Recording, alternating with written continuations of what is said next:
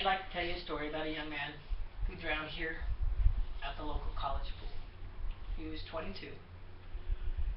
He was taken down to the deep end with his friend to learn how to swim. He was asked to do deep water bombs, and in so doing so, he let go of the edge of the pool, blew out all of his air, and sank to the bottom of the pool. His friend attempted 3 different times to retrieve him off the bottom of the pool and was unsuccessful. He finally notified the lifeguards that his friend was on the bottom of the pool. The lifeguards dove in after him, pulled him to the side, pulled him out, and started administered mouth-to-mouth on him. When he was revived, he looked at the lifeguards and says, "I didn't think anybody was coming for me." Well, that incident happened, yes, here at BYU, Idaho, 30 years ago. I was the lifeguard on duty that night, and that incident has made a large impression on myself, and I have done what I can to best educate the children and parents that I teach swimming to. What is drowning? How can we prevent it? And if it does happen, ways that we can successfully save somebody else's life without being a lifeguard. So, what is drowning? Drowning is simply suffocation. No more, no less. Who does it happen to? It happens to young children from 0 to 1. The CDC says that takes place mainly in bathtubs, toilets, and buckets. The next group is from 1 to 4. And those children usually drown either they're in the bathtub, their pool, or the neighbor's pool. Then you have your adolescent group.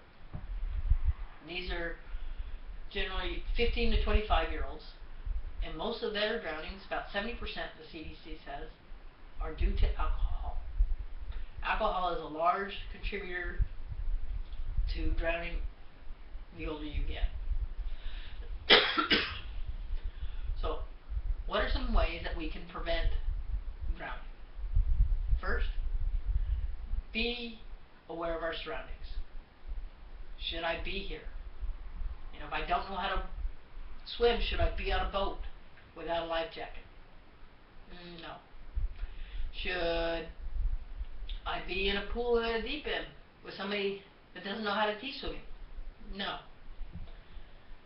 So, lack of knowledge is critical. Learn how to swim. 2, don't be careless. Most of these children who drown, parents got sidetracked with something else. So, do your best not to be careless. Alright, so now, how are we going to save somebody else's life? With this gentleman, everybody thinks that drowning is this big event, and it's not. There were 3 of us lifeguards on duty that night. No one saw the drowning take place. Drownings are swift and very quiet. All the years that I've been teaching swimming, when I know a child is in trouble, it's really easy. Their eyes get really big, and they don't say a word. They just stare at you like, "Help." And then they quietly slip under. Most drownings occur, like this young man, an arm's length from the side of the pool. So, most children are reaching for a toy, or they just simply fall in, and they can't get back to the side of the pool, even though they're literally at arm's length because they panicked. So with that, because they've drowned so close to the edge of the pool, how do we save them?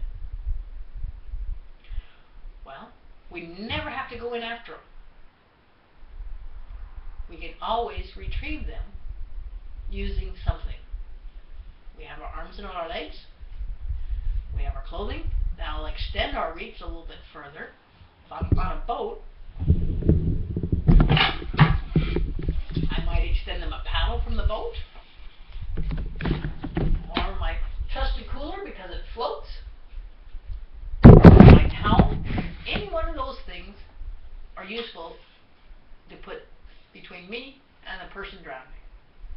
Why do I want to put something between me and the person drowning? Because it gives me a measure of safe. If they start to climb up on that, I can let go. I can always go back and help them. But as long as there's that safety margin, I can always go back. But as soon as they grab me, we're both dead. So with that, I am now the lifeguard. I'm at my local high school pool, or I'm on vacation on the beautiful hotel pool. Take a minute. Where's the safety equipment? Do I know how to use it? If I need to call for an emergency, I know 911 works in the US, but does it work in Canada? Does it work in Mexico? So know what the local places are and emergency numbers are for wherever you're at. Know where to go for help, where to send somebody for help. And with these, you can easily save your life and others without putting yourself at risk.